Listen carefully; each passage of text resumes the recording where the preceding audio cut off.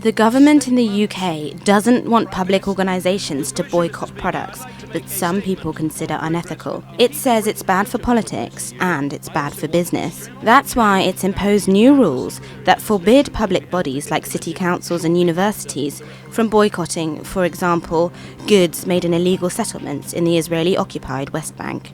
Under the new rules, publicly funded bodies could face stiff penalties if they boycott Israeli products. The rules also apply to the arms trade, fossil fuels and tobacco. The only exception would be official sanctions agreed by the government.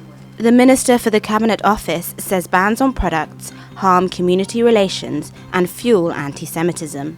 We need to challenge and prevent these divisive town hall boycotts. The new guidance on procurement, combined with changes we are making to how pension pots can be invested, will help prevent damaging and counterproductive local foreign policies undermining our national security. Israel welcomed the UK's decision. I want to commend the British government for refusing to discriminate against Israel and Israelis, and I commend you for standing up to the one and only true democracy in the Middle East. But some people have criticised the government's action as an attack on local democracy.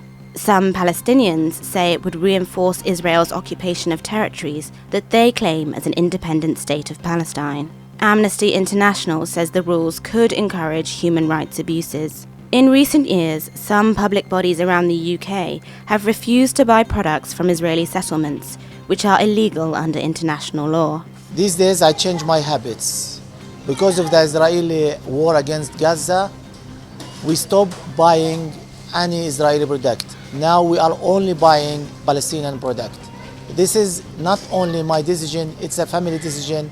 In 2014, the City Council in Leicester, in central England, agreed to boycott produce from Israeli settlements. And last November, Israel was stung by European Union guidelines, under which products made in settlements must be labelled as such, rather than carry a Made in Israel label. There are over 200 territorial disputes around the world, but you're singling out, the European Union is actually singling out Israel. This is a discrimination.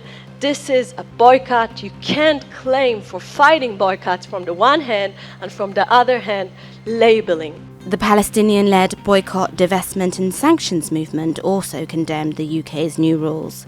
Prime Minister David Cameron is making a grave mistake, similar to Margaret Thatcher's unwavering support of apartheid South Africa.